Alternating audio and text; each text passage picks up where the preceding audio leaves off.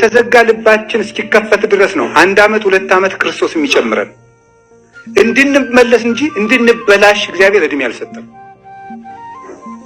ሰው ወይን ነው እንጂ ጠላ መሆን የለበትም።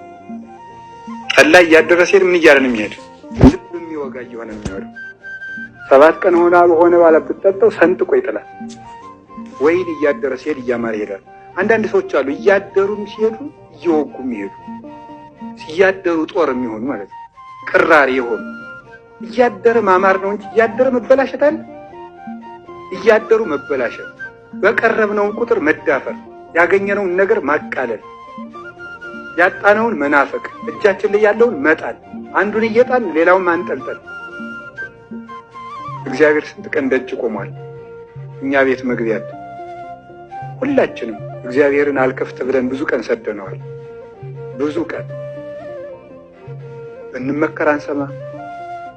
በነቢያት መከረን አልተከፈተም። በሐዋርያት መከረን አልተከፈተም። በመጽሐፍ መከረን አልተከፈተም። በመምህር መከረን አልተከፈተም። በንስሐ አባት መከረን አልተከፈተም። በጓደኛ መከረን አልተከፈተም። በእናት አባት መከረን አልተከፈተም። ሀብታችንን አንዳንድ ቀን በማጥፋትም መከረን አልተከፈተም። በበሽታ ቆነጠጠንም አልተከፈተም። እስካሁን እንደተዘጋ አለ።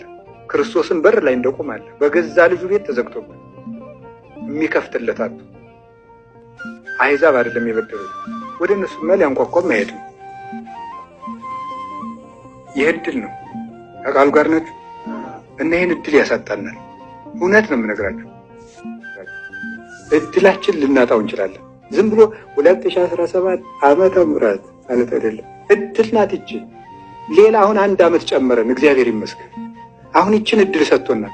ደግሞ ይችን እንዳይነሳን መጠቀም አለብን፣ መስተካከል አለብን። ካልሆነማ እንግዲህ የሚያደርገውን እሱ ያውቃል። የባከነ እድል አንድ ላሳያችሁ። ሌላ